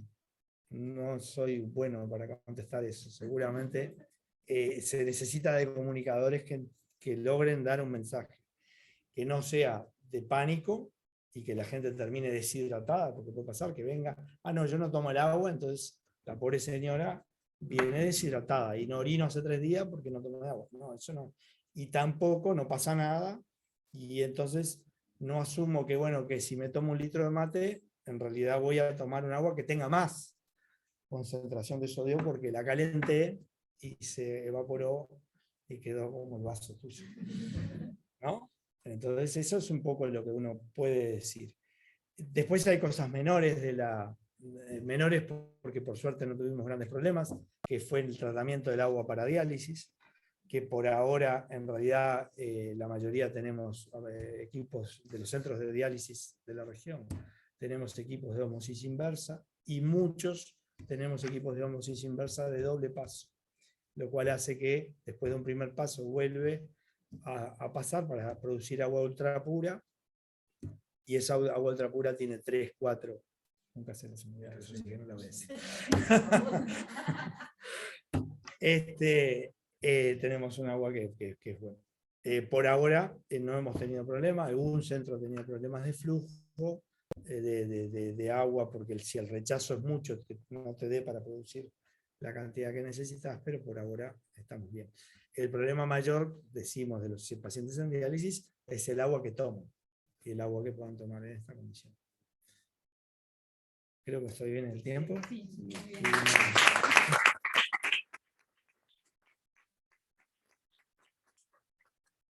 Bueno, muchas gracias, Óscar. Ahora vamos a pasar a la próxima expositora que está por Zoom, que es la doctora Alexandra Sixto. Es doctora en química, profesora adjunta del área de química analítica de la Facultad de Química de UDELAR y es directora de la unidad de análisis de agua de la Facultad de Química. Bueno, la pregunta que tenemos, Alexandra, ¿nos estás escuchando? Sí, buenas noches a todos, gracias por la invitación. Sí, ese va a ser otro desafío, verte va a ser otro desafío, porque hace rato que estoy tratando de compartir y no he podido, pero te hago la pregunta y ya vemos cómo lograr visualizarte. El decreto 375 del 2011 sobre agua potable incluye cerca de 120 sustancias, varias características del agua para garantizar la potabilidad. ¿Qué desafíos enfrenta el químico analítico a la hora de realizar estos análisis y seleccionar los parámetros más significativos? Con esta premisa, ¿cuándo podemos efectivamente decir, desde su experiencia, que el agua es potable? Tú vas a compartir pantalla, ¿verdad? Sí. Bien.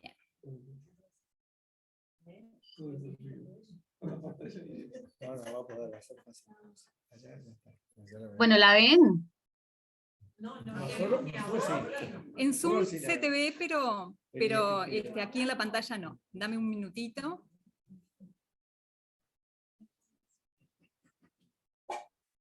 Ya está compartiendo. Yo tendría que lograr pasar de esta computadora a la pantalla. Sí. Tengo que hacer que, perdón, si sabes, vos venite porque acepto toda ayuda posible.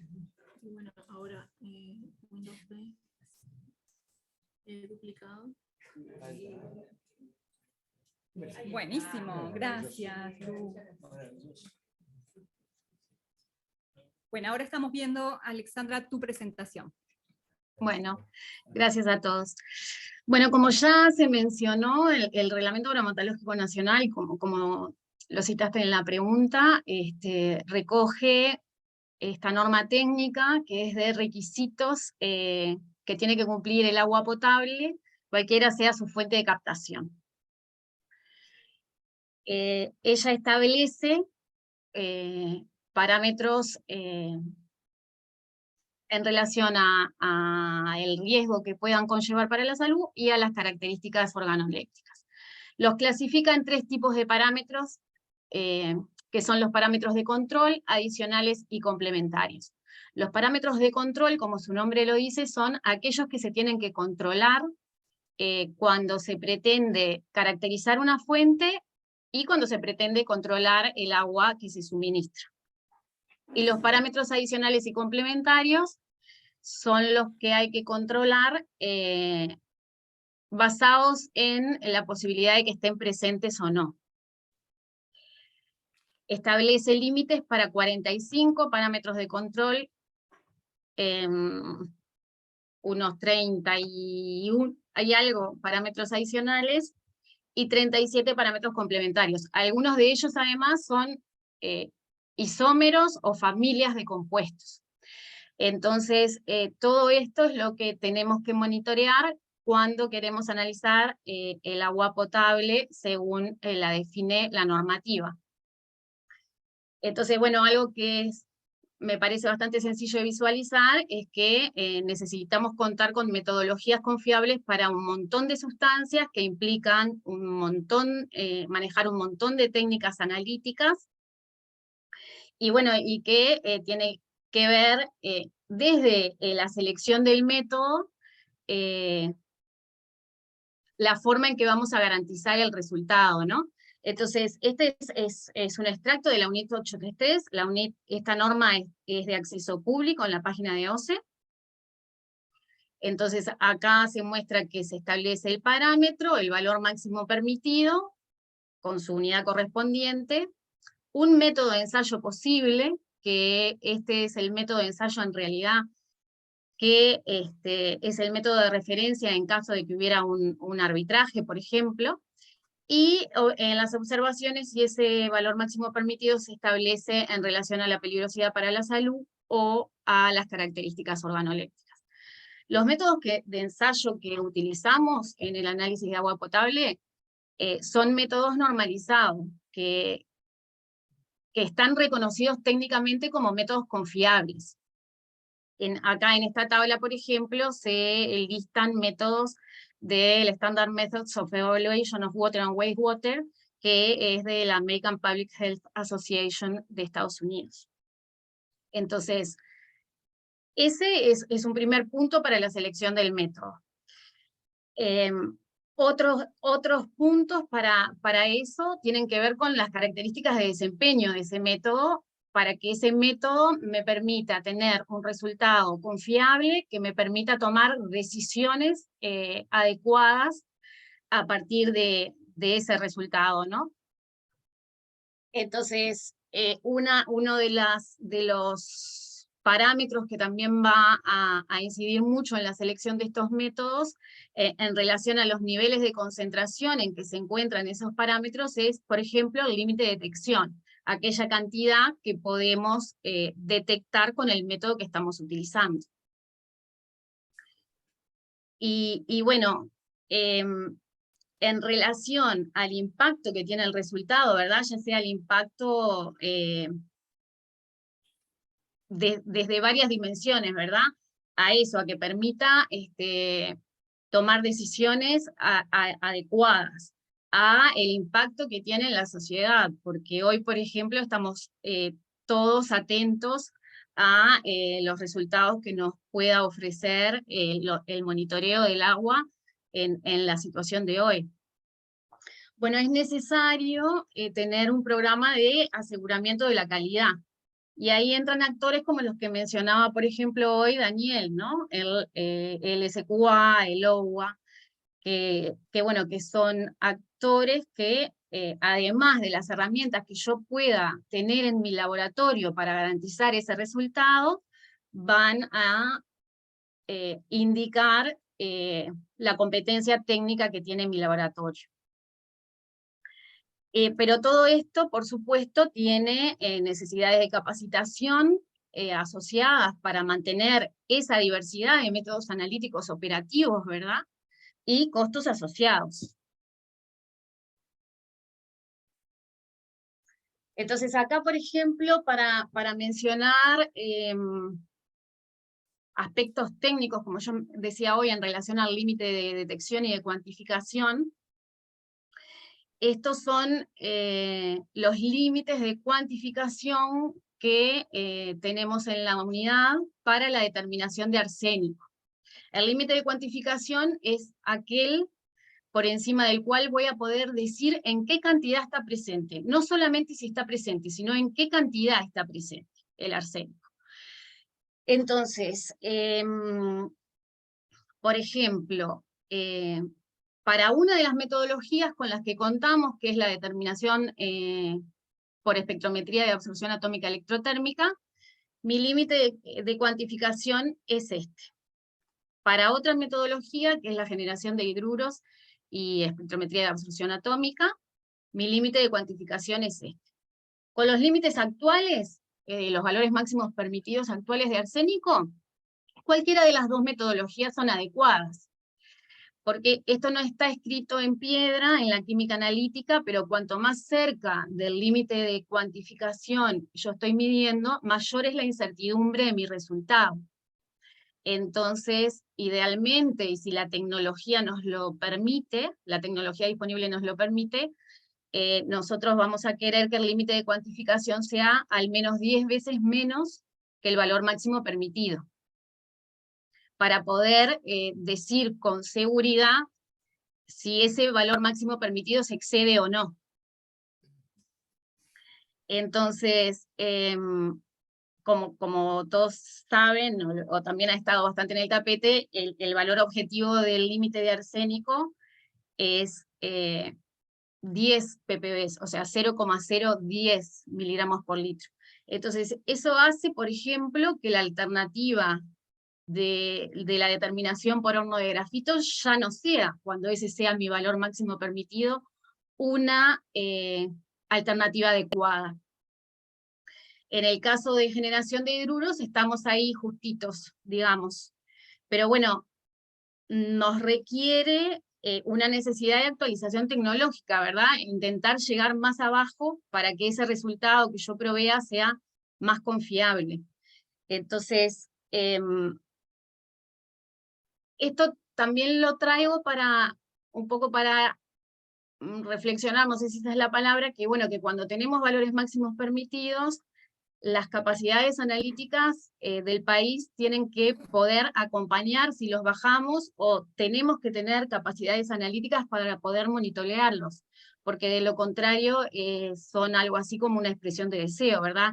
Decían hoy eso, bueno, si va a ser agua segura, yo tengo que monitorear, si vamos a definirla como agua segura, como dice la OMS, yo tengo que monitorear que todos aquellos parámetros que están limitados por su peligrosidad para la salud, estén dentro de los márgenes establecidos. Y entonces, bueno, un poco también entre los desafíos que tenemos es que, bueno, que por ejemplo para los parámetros complementarios son parámetros a los que no los medimos habitualmente, porque se miden en relación a la posibilidad de su presencia. Entonces, no tenemos muchas veces un número de muestras suficiente que nos permita tener toda esa maquinaria funcionando, un método disponible, con gente capacitada, con estándares vigentes, con un sistema de aseguramiento de calidad, con participación en ensayos interlaboratorios, con acreditaciones por organismos de tercera parte. O sea, eso involucra muchísimos costos, y para amortizarlos es necesario un número de muestras importante. Entonces, bueno, de vuelta lo de que se generen en el país las capacidades para que esto se pueda monitorear, ¿no? Pero no quiere decir que no las haya, simplemente traer eso a discusión, porque a veces, bueno, es un aspecto más cuando definimos un límite, que bueno, que seamos capaces de monitorearlo o fortalecer las capacidades para ello. Y entonces, bueno, en ese sentido también, lo otro que quería traer es que fortalecer las capacidades es en relación a las tecnologías disponibles para hacer las determinaciones, y a todo aquello que lo acompaña para asegurar sus resultados. Entonces, estos son unos extractos de posibilidades de ensayo interlaboratorio, que son locales, que son del LATU, y de materiales de referencia certificados que son locales, que es del LATU, y que tienen un costo mucho menor y un plazo de entrega mucho menor, y que por lo menos a nosotros nos cambió la vida en relación a estos parámetros. Pero bueno, esta es toda la disponibilidad. Por suerte, para agua, igual hay mucha oferta internacional, pero bueno, eso viene a otros costos, ¿no? Y bueno, si bien hay una oferta cada vez mayor, hace unos años esto no lo teníamos, igual es un puñadito de los parámetros que tenemos que monitorear, ¿no? Y en relación a la segunda parte de tu pregunta, que era, bueno, ¿cómo inferimos acerca de la potabilidad?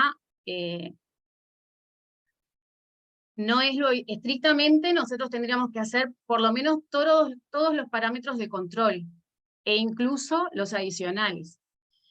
Se pueden imaginar que eso tiene unos costos y un tiempo infinito por muestra. Entonces, eso no es lo que hacemos habitualmente, ¿no? Lo que hacemos habitualmente es, a partir de información, buscar aquellos parámetros que pudieran exceder los valores máximos permitidos, pero no todos los de la norma. Y ya está.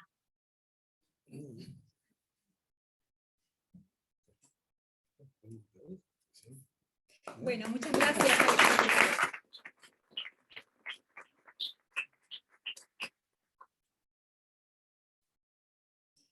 Bueno, muy bien. Muchas gracias a todo el panel. Tú dejas de compartir, así capaz que los podemos ver allí en Zoom. Bueno, nos quedan 5 minutos. Nos quedan 5 minutos. Pero las exposiciones, bueno, fueron muy ricas, muy valiosas. Capaz que no nos da el tiempo de leer las preguntas del chat, porque, bueno, la idea era poder terminar un poco en hora y que no se vayan todos tan tarde a casa. Pero capaz que dejamos una preguntita del público. Sí. ¿Les parece? Sí. Una. No, Cecilia primera. Bueno, disculpen los del Zoom, que no vamos a leer las preguntas del chat, porque por un tema de tiempo.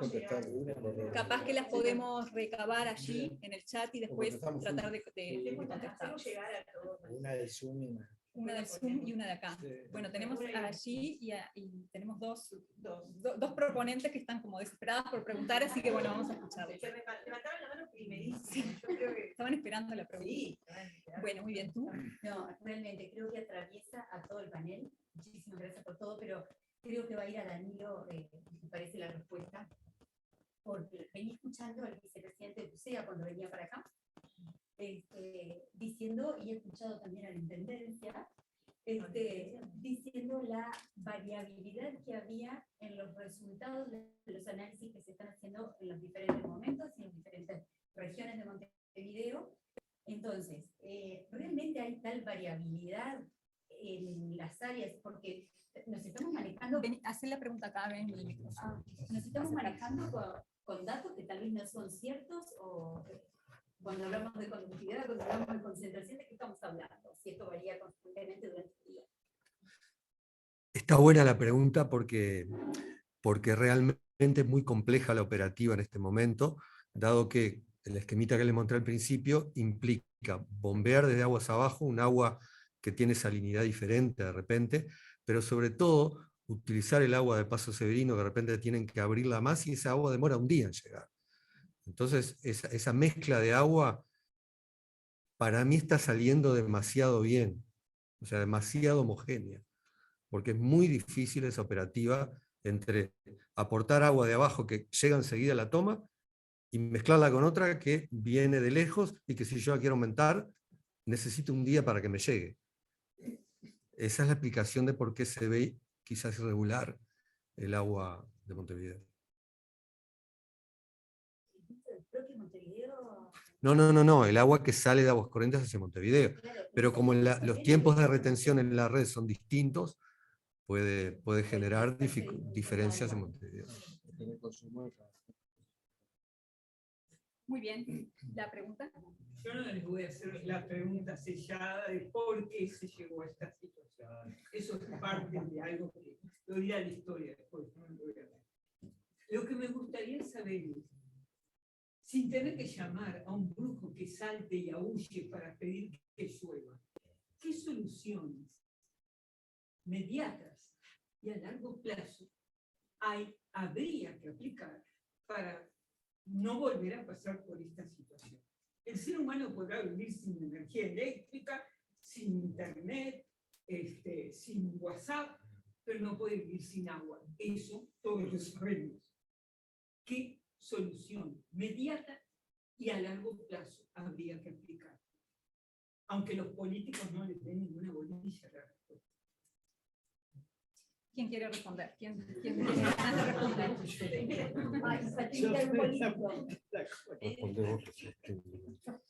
Comentar la pregunta al micrófono que los de allí no la sintieron. No, ¿qué solución inmediata? Cada vez Mediata. mediata, por eso, inmediata.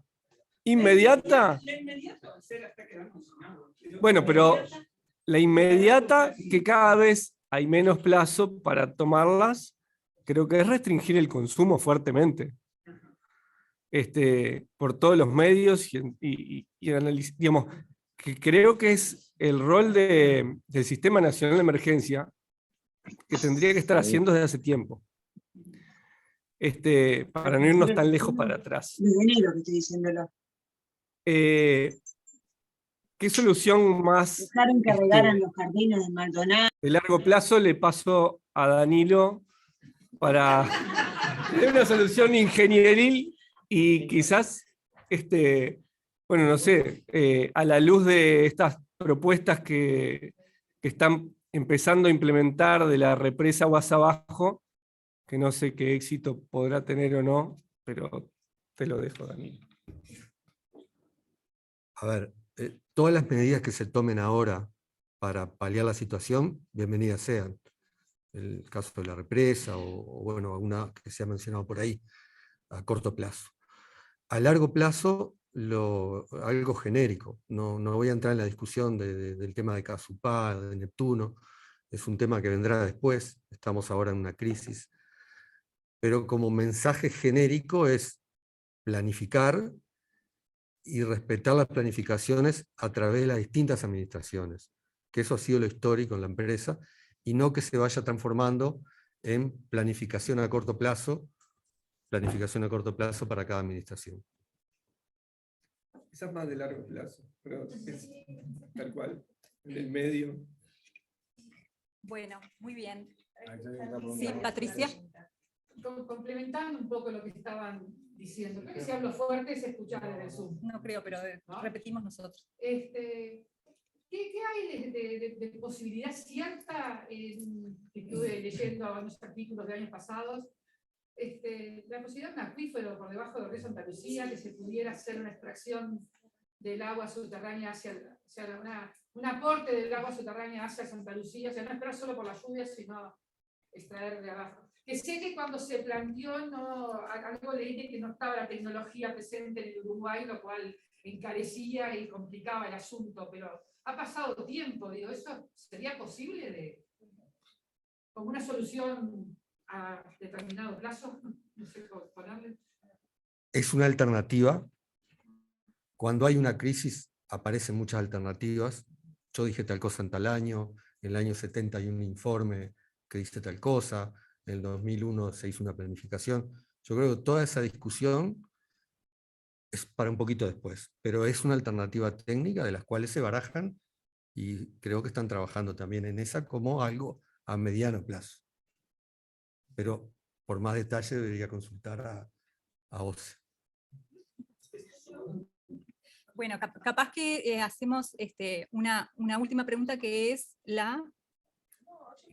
Vos también querés preguntar, claro, todos quieren preguntar. En realidad es una reflexión porque yo soy así atrevida. En realidad me quedo ahí con todo el panel que, la verdad, felicitaciones a todos, muchísimas gracias, lujo lo que vivimos hoy acá. Pero como que fue apareciendo tímidamente, y me parece que es algo que tenemos que poner arriba, es la muy poquita capacidad de gestión de crisis y de emergencias que tenemos a nivel de sociedad, ¿no? Tenemos la teoría, pero después cuando aparece una emergencia, o cuando aparece una emergencia, capaz que salimos corriendo bien, pero cuando es un riesgo, cuando tenemos que gestionar un riesgo, tenemos problemas. Y los tenemos, me parece que apareció la gestión de riesgo acá como un problema, allá como un problema, allá como un problema, allá como una oportunidad, pero me da la sensación de que tal vez nos debemos una reflexión muy fuerte de cómo aprendemos a comunicar el riesgo, a gestionar el riesgo, a ser responsables con el riesgo y a poder evaluar realmente nuestra capacidad y nuestra no capacidad para responder. Me voy con eso yo, y con todo lo que aprendí, pero esa me parece. Muy bien. No, solo para no dejar, digo, el tema ese de la alternativa de agua subterránea que se manejó, me acuerdo en el periodo pasado también, en una de las sequías, que también fue un tema de cómo manejar esa crisis que tuvimos, que no llegamos a esta situación, pero también se manejó. Y recuerdo que en el plan director del área metropolitana, que trabajó OCE con Sobrea, creo, ¿no? Sí, con Safeja. Esa posibilidad se planteó por parte de algunos técnicos y se entendió que merecía estudios para profundizar, pero tampoco movía la aguja porque en definitiva ese acuífero descarga en el propio río, entonces el agua que tomemos quizás tenga una calidad mejor que si la tomáramos aguas abajo, pero no iba a cambiar la cuenta global, y tampoco era de una magnitud que, que había que estudiarlo porque no se sabe qué magnitud, pero no iba a mover la aguja. Nada, era eso para dejarlo. Y como decís vos, Andrea, el tema de la gestión de riesgos, yo creo que se avanzó muchísimo en el país con el SINAE, se sistematizó, se coordinó y se generaron un montón de herramientas que, bueno, tienen que ver con coordinación, tienen que ver con anticiparse, con generar planes y aprovechar las crisis para generar protocolos. Creo que también pecamos de quizás no continuar ese desarrollo en estos últimos tiempos. Y también creo que aprender de implementar políticas de Estado en el tema, que como decía Danilo, bueno, la empresa los venía esos planes más o menos cumpliendo, pero nos quedó en el debe la instrumentación de esas políticas de Estado, como fue la política energética que Cecilia acá, participó activamente en un acuerdo de todos los partidos políticos. Y creo que ahí hay un debe que, bueno, para analizarlo con calma.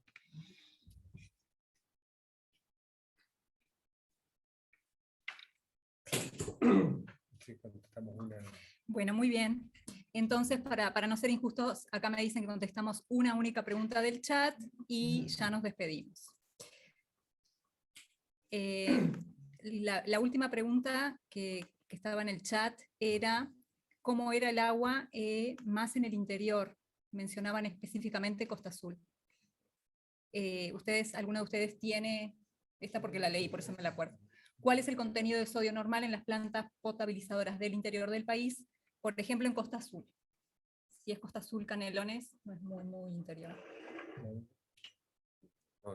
No tenés información. Y nadie por aquí tiene información del contenido de sodio. Así que bueno, esa la tenemos que averiguar. Alexandra. El tema es así, los derechos de uso de los resultados de la unidad son de la URSEA.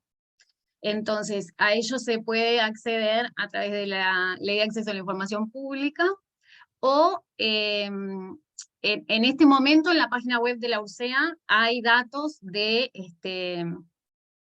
por esta coyuntura, ¿no? Hay datos de desde enero, creo, hasta mediados de mayo, del monitoreo en Montevideo y zona metropolitana. No tengo presente, discúlpame si está Costa Azul. Pero bueno, esos datos están en la página de URSEA. Perfecto, buenísimo. Pero para ampliar, si querés, digamos, el origen del agua que potabiliza OCE en general es superficial y no tiene estas características, porque bueno, y el resto de las localidades menores, sobre todo, se abastecen con agua subterránea, que puede tener distintos tipos de sales que también se controlan, y bueno, la URSEA en particular, por lo que me tocó entre el 2005 y el 2010, tiene un plan de monitoreo, y cuando detecta apartamientos de la normativa, bueno, hay una comisión que analiza esos apartamientos, se informan, se dan seguimiento, y digamos, la OCE es la que tiene que, bueno, cambiar algunos procesos o lo que sea, pero básicamente se le da seguimiento para que no se superen esos parámetros. También las normas han sido cada vez más exigentes, eso ha implicado exigencias mayores a la OCE también, y también me quedó, digamos, en el tintero que la estrategia que se ha venido desarrollando en los últimos años y que está en las normas es la de implementar planes de seguridad del agua con esa concepción de salud y, digamos, de minimizar los riesgos a lo largo de toda la cadena, que es uno de los planes que se viene implementando y ampliando, que tú decías, bueno, ¿cuáles son las medidas que hay que tomar para adelante? Bueno, la estrategia de los planes de seguridad del agua que se ha empezado a implementar, y ya, digamos, han sido varias las ciudades que lo han implementado, Montevideo en particular, bueno, hay avances y trabajos, digamos, de OCE para tener esos planes de seguridad, que es el responsable de hacerlos y de implementarlos, y la URSEA de controlarlos. Creo que va por ahí. El tema es que, y creo que esta crisis ha permitido también visualizar la necesidad de recursos que existen para implementar todos esos planes. Que bueno, eso creo que tiene que quedar medio marcado para adelante, que si no lo llevamos adelante, vamos a tener crisis como esta en otros lados y más seguido.